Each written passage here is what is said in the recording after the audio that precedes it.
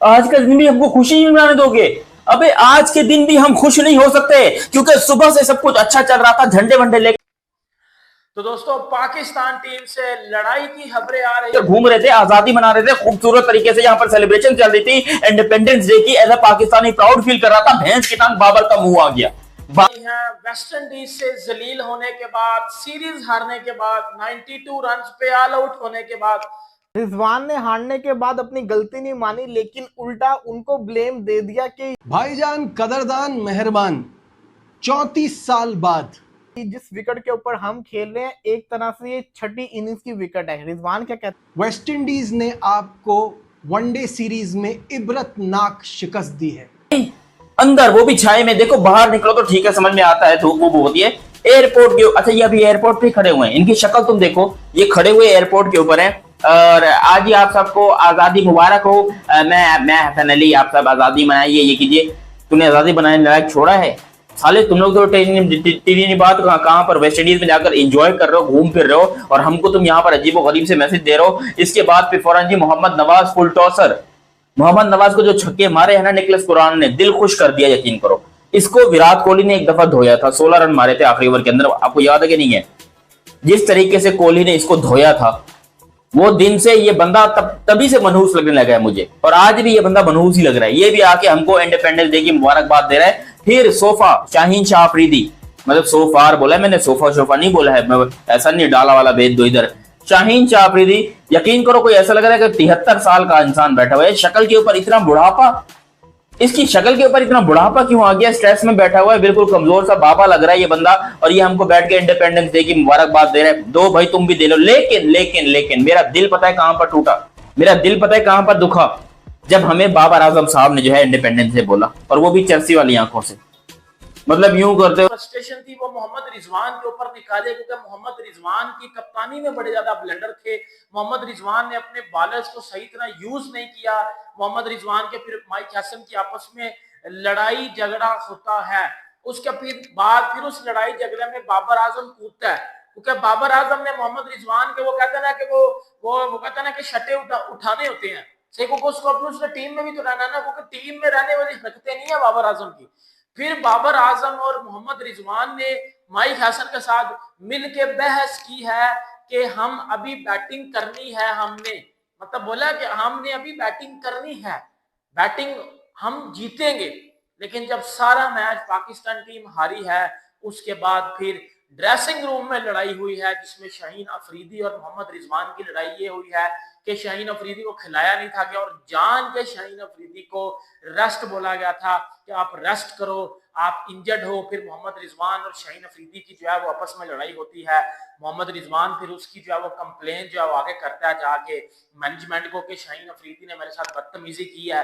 फिर बाबर आजम और माइक हसन की आपस में लड़ाई होती है कि जब माइक हसन ने बोला बाबर आजम को कि जब आपको पता था कि जो है आप पिछले वनडे मैच में सीधी बाल को क्रॉस बल्ले से खेल के आउट हुए हो, इस बार आपने सेम वही गलती की, आपने बिल्कुल सीधी पड़ी हुई विकेट वाली बाल को आपने फिर क्रॉस बल्ले से खेला और आप एलबीडब्ल्यू आउट होते हो। फिर माइक हसन के साथ बाबर आजम की बहस होती है, और टीम मैनेजमेंट के पास जो 3 से 4 नाम जाते हैं उसमें बाबर आजम, मोहम्मद रिजवान, शाहीन अफरीदी होते हैं, क्योंकि माइक हसन भाई, मोहम्मद रिजवान जो है माइक हसन को अपनी मर्जी नहीं करने दे रहा। मोहम्मद रिजवान माइक हसन को अपनी मर्जी नहीं करने दे रहा, ठीक है। माइक हसन ने बोला था कि शाहीन अफरीदी खेले, मोहम्मद रिजवान ने शाहीन अफरीदी को ड्रॉप किया, शाहीन अफरीदी को रेस्ट दी के नसीम शाह को लेके आते हैं। फिर नसीम शाह ने जो किया वो आप सबके सामने है, फिर हसन अली ने जो किया वो आप सबके सामने है, फिर पाकिस्तान टीम ने जो किया वो आप सबके सामने है। फिर अब्दुल्ला शफीक के साथ भी बहस होती है कि जब नीचे बैठी हुई बाल को तू किस तरह स्टेप अप करके खेल सकता है।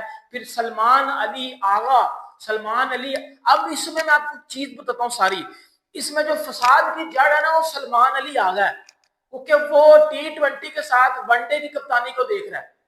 अब मैं आपको, अब आप बात को रिलेट करिएगा, ये जो ड्रेसिंग रूम में लड़ाई हुई है ना, इस सब में फसाद की जड़ है सलमान अली आगा। आगा सलमान पाकिस्तान में वाइट वनडे और टेस्ट का कंसिस्टेंट परफॉर्मर था, ये आप सब एग्री करते हो इस बात से। लेकिन आगा सलमान ने इस सीरीज में बैटिंग नहीं की, वो जान के एक इजी बॉल पे आउट होता नजर आ रहा था। क्यों आ रहा था? कि पाकिस्तान टीम हारे, मोहम्मद रिजवान से कप्तानी ली जाए और कप्तानी मुझे दी जाए। मोहम्मद रिजवान ने फिर ये बात आगा सलमान को की कि कप्तानी के लिए इधर कहते कि ना we understood that this was effectively the 6th innings on this wicket, मतलब कि तीसरा ओडीआई मैच है ना, तो जो छठी इनिंग्स पाकिस्तान को खेलने को मिली, तो रिजवान कहते हैं कि तभी इस पे खेलना मुश्किल हो गया था। रिजवान को ये बताया कि वेस्ट इंडीज ने भी 5वीं इनिंग्स में बल्लेबाजी की है, फिर उन्होंने भी क्या हाल की है। आगे जाके कहते हैं कि ना our test match has 4 innings and this was the third game being played here, मतलब बहाने मारने में तो हम सबसे ऊपर है ना, हमारा कोई रद्दो बदल ही नहीं है बहाने मारने के अंदर। हमने क्या ब्लेम दे दिया, सारा का सारा पिच के ऊपर ब्लेम दे दिया, ये नहीं पता कि हमने कितनी गंदी मार खाई है उनके बल्लेबाजों से। साथ ही साथ कहते हैं कि ना हमारे हाथ में कंट्रोल में गेम थी 40 ओवर तक, लेकिन आखिरी 10 ओवर के अंदर उन्होंने बड़ी शानदार किस्म की बैटिंग की, उनको क्रेडिट जाता है जिस तरीके से उन्होंने मोमेंटम अपनी तरफ लेके गए। साथ ही साथ कहते हैं कि ना प्रीवियस गेम के अंदर हमने आखिरी 10 ओवर के अंदर स्ट्रगल की थी, एग्जीक्यूट नहीं किया था, लेकिन टुडे वी एग्जीक्यूटेड वेल।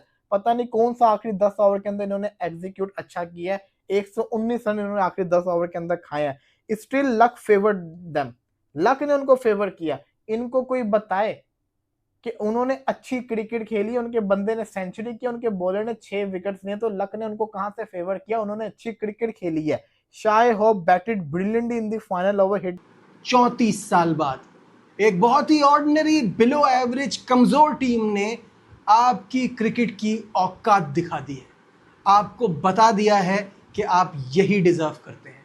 आपको प्लान करके, ट्रैप करके, वनडे सीरीज करा के कहा कि हमसे खेलो, और पहले से पता था उनको कि यह अंजाम होना है। एक रेफरेंस के लिए 34 साल बताता हूं आपको, इस टीम का, इस पाकिस्तानी टीम का एक भी खिलाड़ी पैदा नहीं हुआ था जब आखिरी बार वनडे सीरीज वेस्ट इंडीज ने हराई थी आपको। वनडे क्रिकेट वाइट किट में खेली जाती थी। यह है आपकी हैसियत, यह है आपका क्रिकेट का standard. This is Najibul Hasnain, honestly speaking. ये खुद साख्ता स्टार्स आपको हमेशा गड़वाएंगे, जहां भी जाएंगे पाकिस्तान की नाक ही कटवाएंगे, इनसे कुछ नहीं होने वाला। ये पाकिस्तान की क्रिकेट को मजीद दलदल में धकेलते जाएंगे। एक ऐसी टीम से हारे हैं जिससे हम 34 साल से सीरीज नहीं हारे थे। एक ऐसी टीम जिसको ये नहीं पता कि वो अगला वर्ल्ड कप खेल रही है या नहीं खेल रही है। एक ऐसी टीम जो पिछले वर्ल्ड कप में नहीं थी, पिछले चैंपियंस ट्रॉफी में नहीं थी। उसने आपको ना सिर्फ हराया है बल्कि ऐसी शिकस्त दी है जो अगले 34 साल तक आपको याद रखनी चाहिए। हार जीत तो क्रिकेट का हिस्सा है, कभी भी हो सकता है, कोई भी किसी से हार सकता है, और हमें तो आदत है वैसे ही पाकिस्तानी टीम को हर किसी से हारने की। लेकिन हारो तो फाइट तो नजर आए, लगे तो सही कि कोई कोशिश की थी, किसी ने आपसे जीतने के लिए मेहनत की। 202 रन से आपको उन्होंने हराया है। आप तो टीम को छोड़ो, शे होप से हार गए। 120 तो उसने किए, आप 92 पे ऑल आउट हो गए हो। लेकिन किसी को फर्क नहीं पड़ रहा, किसी को तकलीफ नहीं है। एक तस्वीर आपकी स्क्रीन पर आएगी, ये मनाजिर थे ये शिकस्त के बाद, ये मैच हारने के बाद। जय हिंद साथी, एक बार फिर से स्वागत है आपके अपने चैनल है जय स्पोर्ट पे। साथ ही आपने वीडियो देख लिया होगा, पाकिस्तान मीडिया कैसे बाबर आजम और मोहम्मद रिजवान को गाली दे रहा है और उनकी पाकिस्तान की पब्लिक गाली दे रहे हैं। इसकी वजह यह है कि वेस्ट इंडीज़ के खिलाफ तीसरे ओडीआई में 92 रन पे ऑल आउट, शर्म आनी चाहिए, और सीरीज हार गए। लगभग 30-35 साल में पहली बार पाकिस्तान से सीरीज जीता है वेस्ट इंडीज, और इसके लिए शर्म आ रही है और पूरा पाकिस्तान गाली दे रहे। एयरपोर्ट पे भी अच्छे से स्वागत हुआ है गालियों के साथ।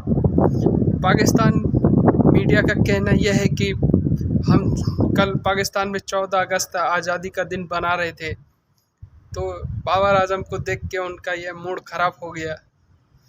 दोस्तों, पाकिस्तान मीडिया पूरी तरीके से बौखला है, बाबर आजम को गाली दे रहा है, रिजवान को गाली दे रहा है। मीडिया ही नहीं, पूरा आवाम गाली दे रहा है, पूरा पाकिस्तान गाली दे रहा है। जैसा प्रदर्शन किया है पाकिस्तान टीम ने वेस्ट इंडीज के खिलाफ, तो गाली देना बनता है। और ये विराट कोहली और टीम इंडिया के खिलाड़ी से कंपेयर कर, अब शर्म करो शर्म, कहाँ तुम कहाँ विराट कोहली, तुम संन्यास ले लो, बाबर आजम संन्यास, सही है। और लड़ाई भी हो गई, ऐसा लगता है बाबर आजम और रिजवान के बीच ड्रेसिंग रूम में लड़ाई हो गई। पाकिस्तान मीडिया खुलासा कर रहा है, अभी बाद में पता चलेगा। दोस्तों आपको क्या लगता है, अपनी राय जरूर दीजिएगा। जब तक के लिए जय हिंद।